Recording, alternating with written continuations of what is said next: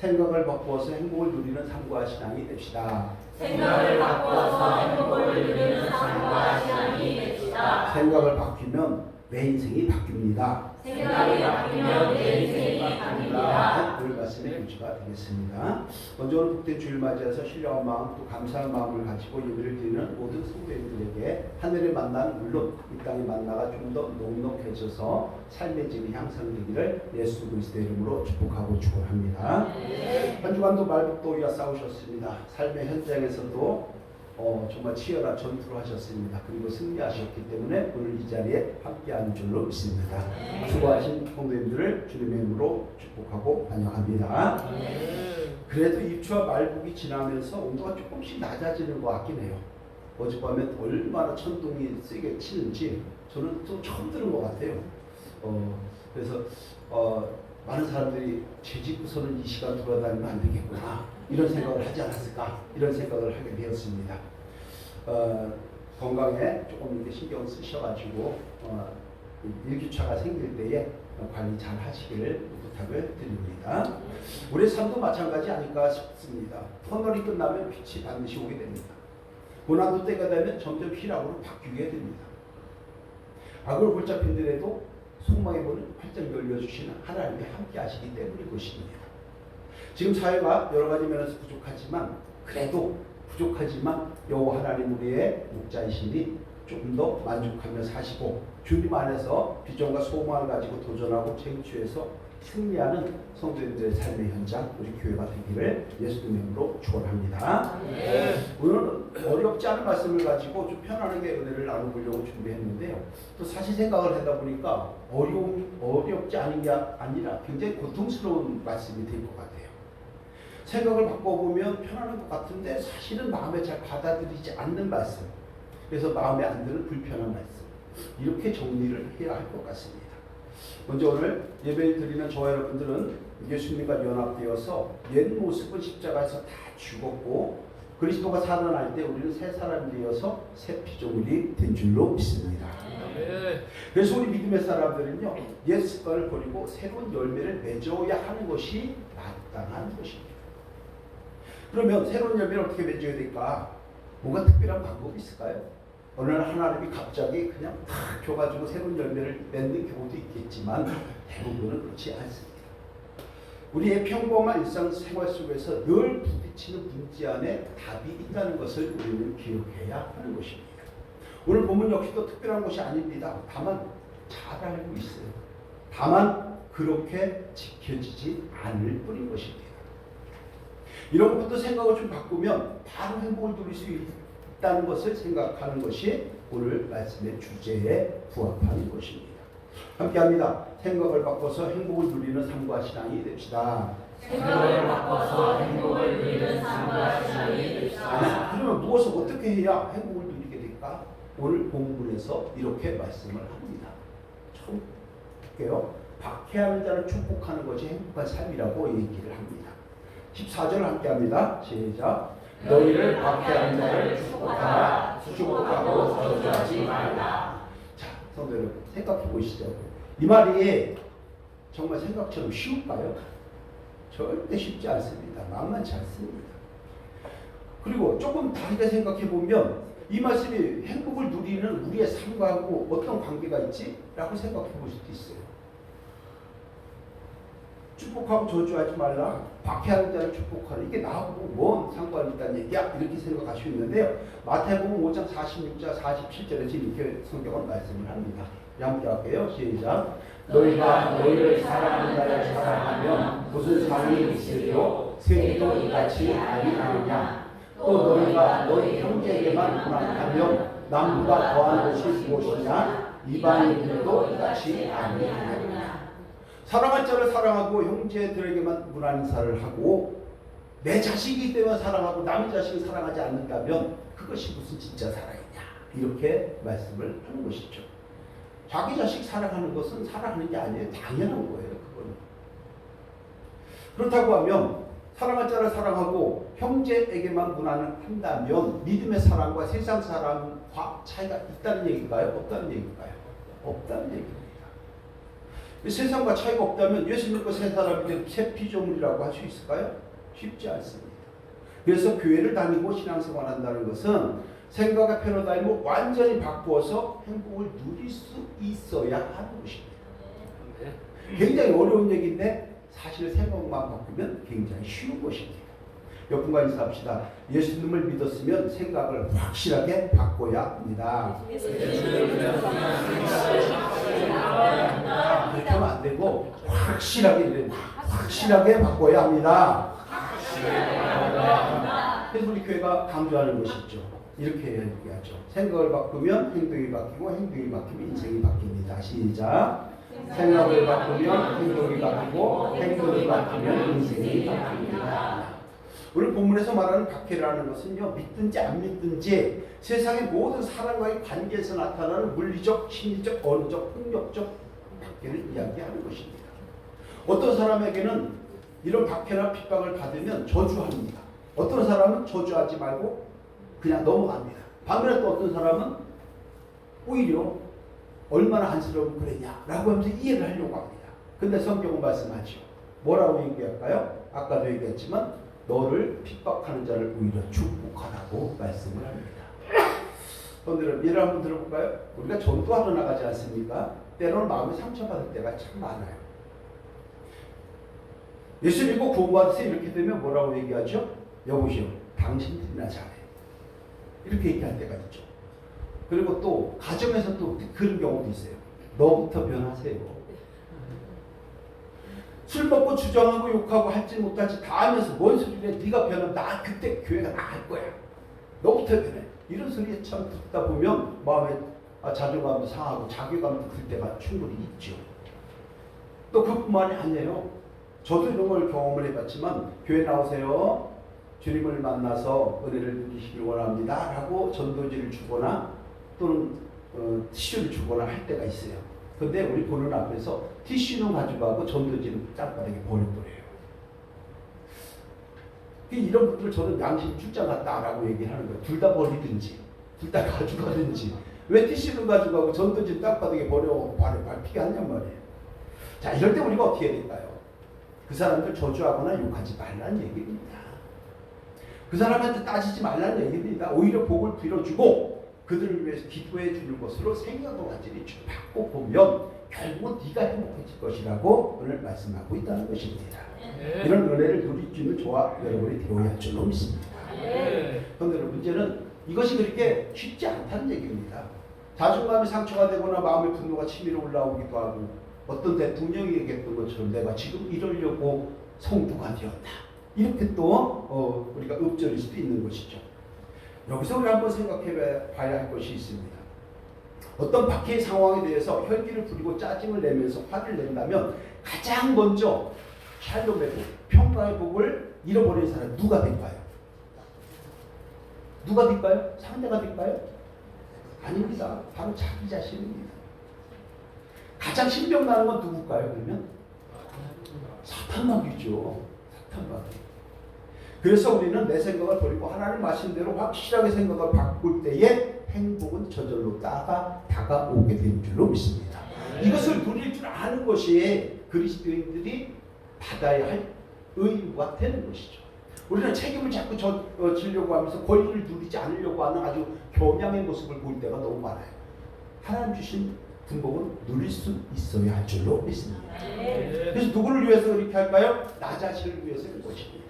나 자신을 위해서 저주하는 자를 저주하지 말고 축복하라. 그러면 네 마음의 평강이 회복될 것이고 하늘 일들이 은혜롭게 잘 풀려갈 것이라고 오늘 말씀하고 있는 줄로 믿습니다. 함께합니다. 이런저런 일로 욱하지 맙시다. 이런저런 일로 욱하지 맙시다. 순간의 욱은 평생을 힘들게 합니다. 순간의 욱은 평생을 힘들게 합니다. 네. 악하게 대하는 자들을 똑같이 악으로 대적하다 보면요, 세상 사람이나 믿는 사람이나 다 똑같은 사람이 될 것입니다. 그러면 별별 얘기 없어요. 예수 믿는 것들이 라고 하는 소리 들으면 안 됩니다. 예수 믿는 사람들이랑 다르다는 소리를 들을 수 있어야 하는 것입니다. 상대가 인격이 없다고 해서 인격이 없는 행동을 한다고 해서 저와 여러분들이 똑같이 인격이 없게 행동한다면 결국은 다 똑같이 인격이 없는 사람이 되고 말 것입니다. 이 말씀을 우리가 한번 좀 새기면 오늘 주일 아침에 이렇게 나와서 예배드리는 은혜가 충만하게 이루어질 줄로 믿습니다. 도둑질을 해가지고 부자가 됐다고 했으니까 도둑질을 사모해서는 안 되는 거하고 똑같은 이치 아닐까요? 그래서 우리 믿음의 사람은요, 목적이 선하다고 해서 불법적인 과정이 다 정당화되지 않습니다. 믿음의 사람들은 악한 사람들을 포함하는 모든 사람에게 가능하면 선하게 대함으로 화평의 의를 누리도록 함으로써 저와 여러분들의 행복한 가정, 행복한 부부, 행복한 삶의 주인공이 되어야 할 줄로 믿습니다. 그래서 우리는 힘들고 지칠 때일수록 생각을 바꾸면 결국은 겉으로 볼 땐 지는 것 같은데 속으로 볼 땐 이기는 자가 되는 것입니다. 반대로 사람을 대할 때 선하게 대하지 않고 나 건들면 너 죽여버릴 거야. 너 걸리기만 해. 아주 죽었어. 이런 마음을 가지고 독을 품고 산다면 어떻게 될까요? 마음이 행복할까요? 그렇지 않을 겁니다. 눈에서는 독을 뿜어내는 레이저가 막 나올 거예요. 너 걸리기만 해봐. 너 죽었어. 입에서는 핵미사일 같은 아주 엄청난 불화살에 아주 용미사일이 나갈 겁니다. 그러면 우리 삶이 어떻게 되겠어요? 뺄뺄 찌그러진 깡통 같은 인생이 되고 말 것입니다.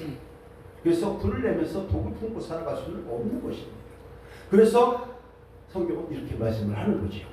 오늘 본문 18절 함께 할게요. 시작. 아무에게도 악을 악으로 갚지 말고 모든 사람 앞에서 선한 일을 도모하라. 아멘. 할 수 있거든 모든 사람과 화목하라. 이것이 참 쉬울까요? 쉽지 않습니다. 그럼 어떻게 해야 될까요? 한마디로 하면요, 자기 자신을 죽여서라도 죽을 힘을 다해서라도 할 수 있는 대로 최선을 다해서 화목하려고 애를 써야 한다는 것을 우리에게 가르쳐주고 있는 것입니다. 18절 다시 한번 함께 합니다. 시작. 할 수 있거든 서로 모든 사람과 더불어 화목하라. 왜 그럴까요? 이거 이유를 우리가 한번 생각을 해봐야 돼요. 왜 그럴까? 예수님의 십자가는 나만을 위한 십자가가 절대 아니기 때문입니다. 이 말씀 이해 잘 하셔야 합니다.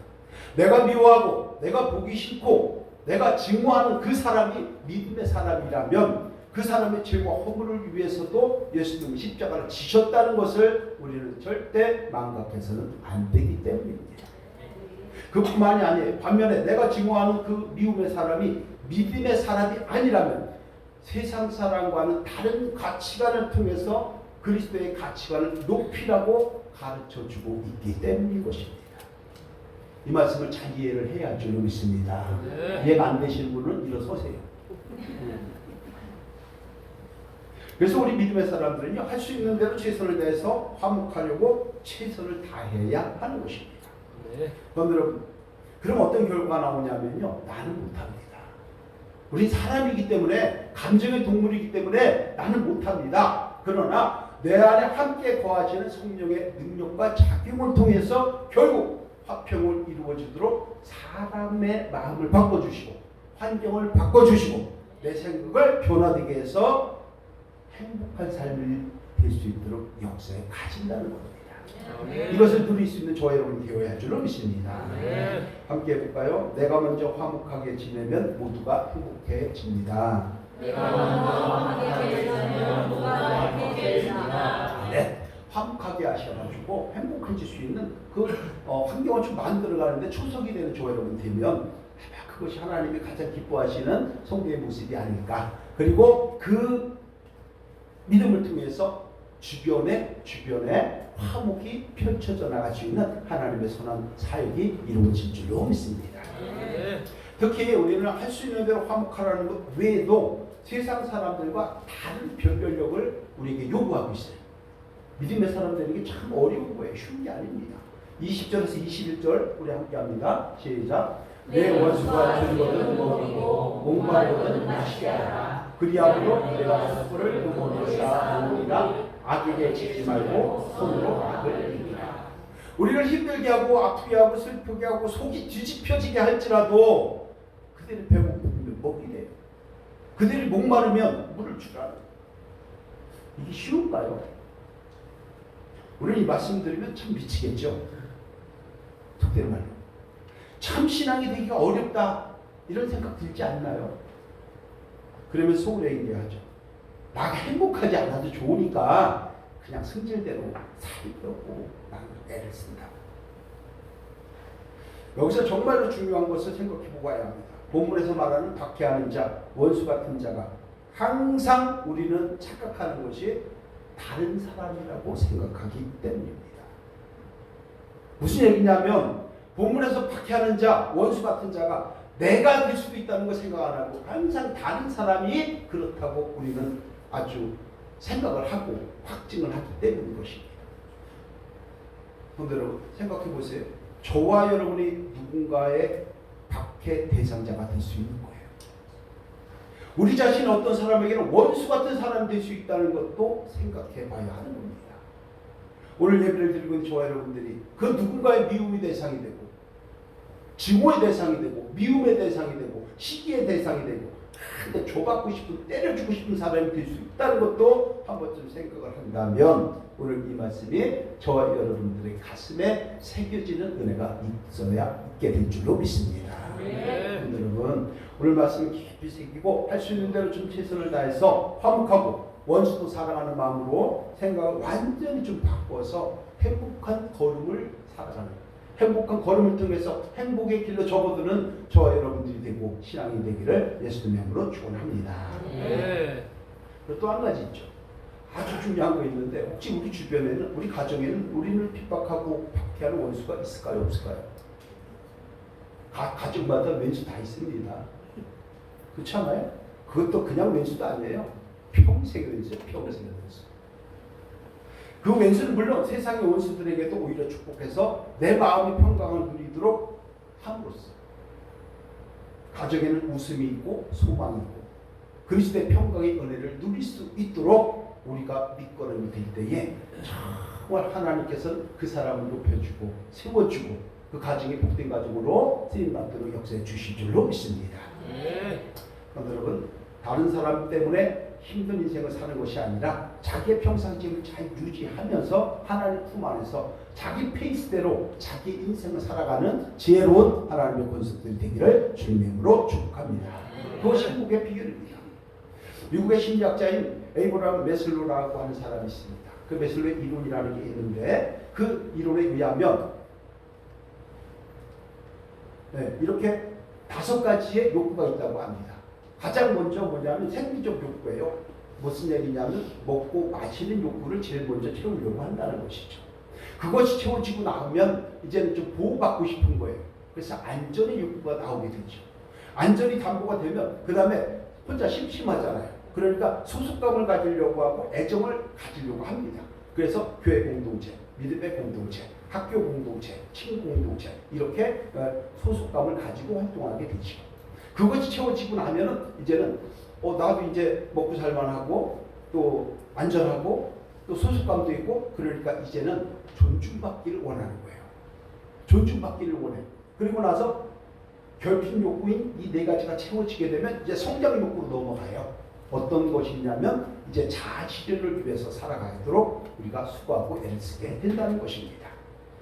여러분 자아 실현을 이룰 때 행복을 느끼며 매력이 있고 참 멋진 인생이 된다는 것을 너무나도 잘 알고 있을 것입니다. 우리 믿음의 사람도 마찬가지입니다. 생리적 욕구, 안정 욕구, 소속과 애정, 교회를 통해서 그리고 존중받아야 합니다. 저와 여러분들이 존중할 줄 알아야 되고 존중받을 줄 알아야 하는 것입니다. 그리고 각각의 삶의 현장에서 자아 실현을 이룰 수 있도록 주님 안에서 최선을 다해야 우리가 행복한 삶을 살아가게 되는 것입니다. 그런데 여러분 누구 엄마, 누구 아빠, 누구의 부모로만 살지 마세요. 또 무엇 하는 사람으로만 살아가지 마세요. 나에게 주어진 삶의 역할을 최선을 다해서 살아가되 자신에게 주어진 은사를 가지고 자기의 인생을 자기가 살아가는 주도 역할 속에서 자아 실현을 위해서 수고하고 애를 쓸 때에 하나님께서 천하보다도 귀하다고 하는 저와 여러분들 선택하여 주신 그 뜻을 이 지상에서 이루어지게 되는 것입니다. 멋지게 살아가는 그리스도인 되시기를 주님의 이름으로 축복합니다. 그래서 나는 나로서 살아가는 거예요. 나에게 주어진 역할을 하면서 그럴 때 자아 실현을 위해서 내가 이 세상에 와서 나는 어떤 삶을 살아갈 것이냐 무엇을 하며 살아갈 것이냐, 어떻게 살아갈 것이냐를 한번 생각하고 주님 안에서 방법을 찾아가면서 자아실현을 이루어갈 때에 정말 매력있는 인생이 될 줄로 믿습니다.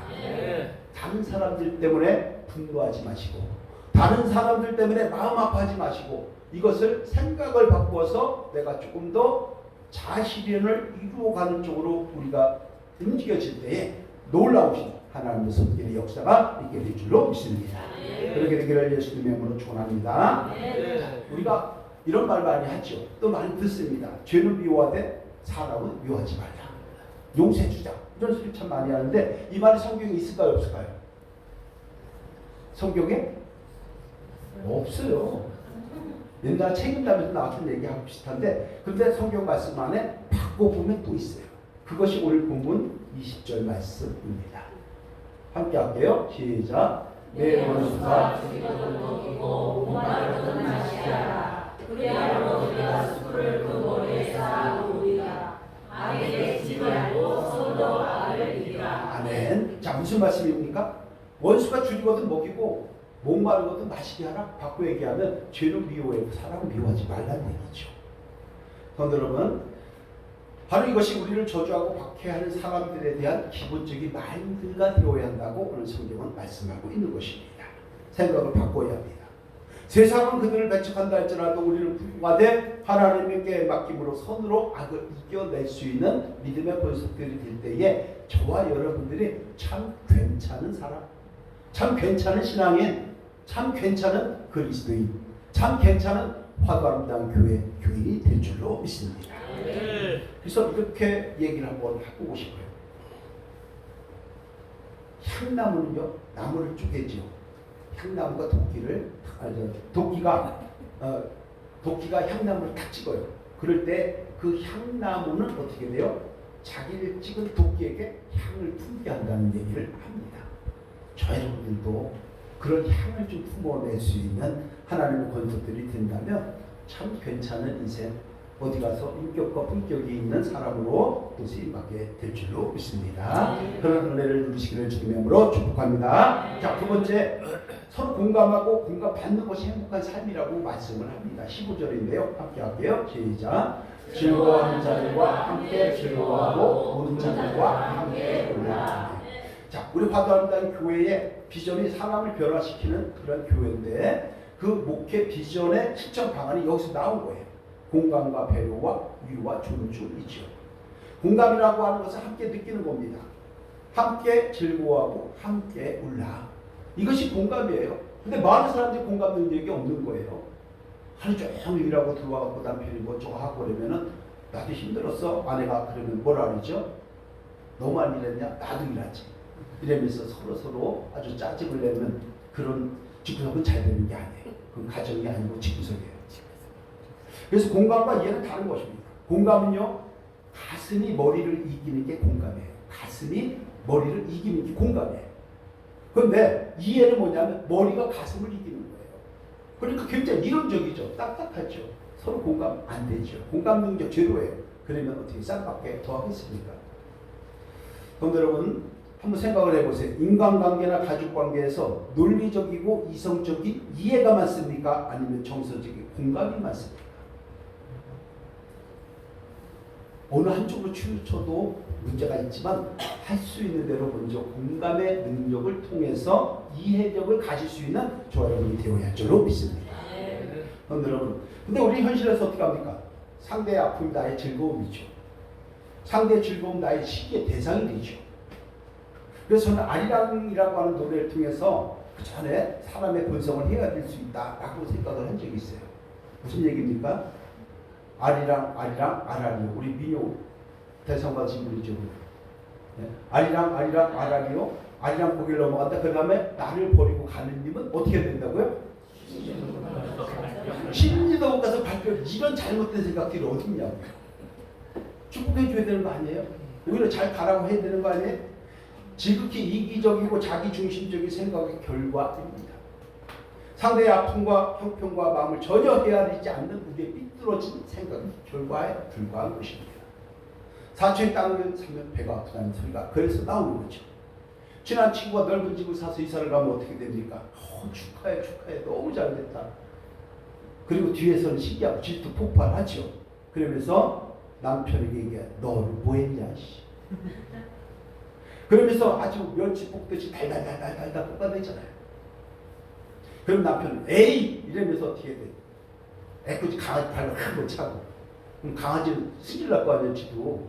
그러니까 아빠의 구두를 확 물어 떠버리는 거죠. 그러면 그 가정이 될까요? 그 가정이 집구석이 되는 거예요.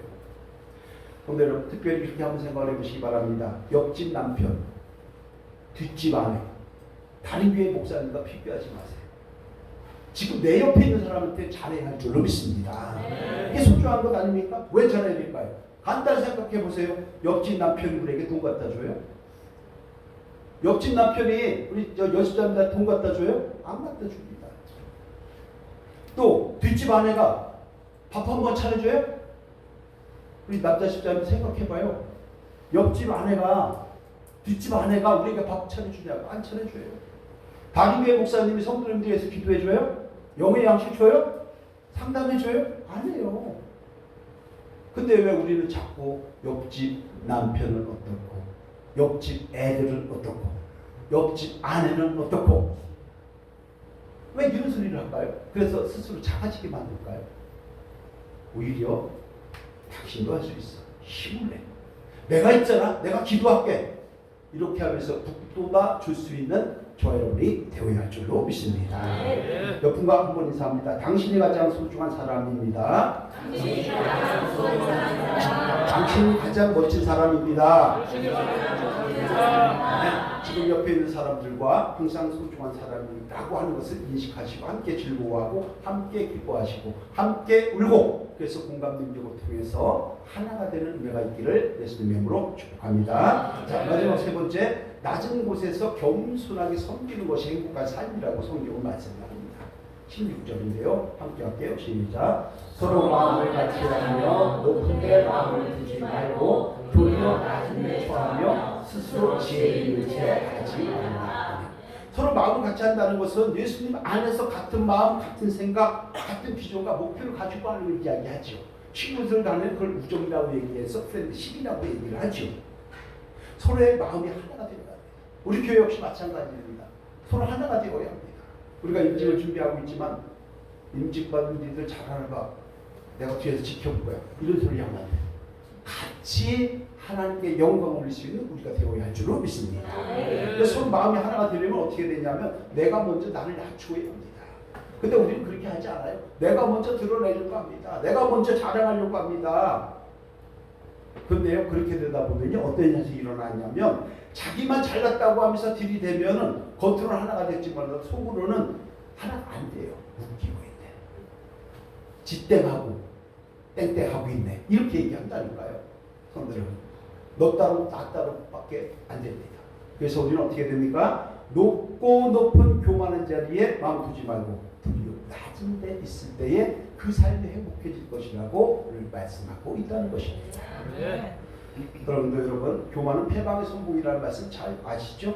벼가 이것으로 고개를 숙인다는 거 모르는 사람 없어요. 근데 우리 너무 뻣뻣해요. 너무 뻣뻣하다 보니까 목에 디스크가 생기는 거예요. 목에 디스크가 생기면 어떻게 됩니까? 오른쪽 팔, 왼쪽 팔이 다 아파지게 되는 거예요. 그러면 어떻게 됩니까? 생각을 제대로 못하는 거예요. 그런데 여러분 우리가 사람이나 사업장을 비롯한 모든 피조물의 세계에는요 일어섰을 때 넘어질까 조심해야 할 줄로 믿습니다. 겸손해야 하는 것입니다. 이것을 오늘 본문에서 뭐라고 얘기하냐면 스스로 지혜 있는 채 하지 말라 이렇게 얘기를 하는 것입니다. 많은 것을 배울수록 많은 것을 알수록 많은 것을 가지고 있을수록 우리는 더욱더 겸손한 마음으로 남을 나보다 높게 여기고 나는 낮추고 그래서 겸손은 존귀함의 앞잡이라고 하는 것처럼 존귀한 인생이 되어서 행복을 누릴 수 있는 저와 여러분이 되어야 할 줄로 믿습니다. 그 말씀을 하는 것이죠. 그래서 낮은 곳에서 겸손한 것이 행복한 삶이다 라고 하는 생각하시고 남편을 섬겨주시기 바랍니다. 요즘에 가정의 가장이 아주 지탄의 대상이 될 때가 많대요. 가장의 권위가 사라지고 많네요. 이럴 때 아내가 좀 채워주시고 남편은 그래 우쭐하지 말고 그래도 당신이 있어서 내가 이렇게 할 수 있는 거야. 이렇게 해야 합니다. 어떤 분이 오셨어요. 저 얘기를 하다 보니까 다른 교회 권사님인데 사모님 역할이 참 많지요. 그랬어요. 제가 뭐라 그랬냐면은 사모님 역할이 51%고요. 제가 49% 합니다. 이랬어요. 이해가 무슨 얘기냐면 경영권을 다툴 때에 그 1%가 경영주가 되는 거예요. 대통령 선거도 모든 선거에서 51대 49가 되면 무조건 당선이잖아요. 그만큼 수고하고 애를 쓰는 거예요. 낮은 자의 모습 속에서 섬겨줄 수 있는 우리가 될 때에 우리 교회는 물론 가정도 복되고 복된 가정, 복되고 복된 교회, 복을 누릴 수 있는 저와 여러분들의 인생이 되어서 행복을 누리게 될 줄로 믿습니다. 그 은혜를 누리시기를 주님의 이름으로 축원합니다. 자, 오늘 결론입니다. 생각을 바꿔서 좀 행복을 누리는 방법이 어떤 것이냐? 참 쉬운데 안 되는 것 중에 하나가 오늘 본문 말씀이에요. 그래서 생각을 바꿔서 행복을 누리는 성경적인 방법 1, 2, 3번 우리 함께 합니다. 시작. 박해하는 자를 축복하는 것이 행복한 삶입니다. 서로 공감하고 공감하는 것이 행복한 삶입니다. 낮은 곳에서 겸손하는 것이 행복한 삶입니다. 그래서 우리 어떻게 될까요? 이렇게 해야 합니다. 시작. 할 수 없다고 생각하거나 혹은 별 볼 일 없는 것으로 여기던 생각의 패러다임을 완전히 바꿔야 합니다. 이제는 생각을 바꿔서 주님의 가르침대로 박해하는 자를 축복하고 서로 공감하고 배려하고 위로하고 존중하는 가운데에 내가 먼저 낮은 곳에서 겸손히 섬겨야 합니다. 그 결과 성령의 역사를 통해 행복을 누리는 삶과 신앙이 되어야 합니다. 이 주인공이 되기를 예수님의 이름으로 축원합니다. 감사합니다. 하나님 감사합니다. 이제 우리가 새 사람이 되었으니 새 생각을 갖기를 원합니다. 우리의 생각을 하나님의 말씀대로 완전히 바꾸어서 평강의 은혜를 누림으로 행복한 그 한 사람 한 사람 다 되게 하여 주옵소서. 예수 그리스도의 이름으로 기도드립니다. 아멘. 찬송가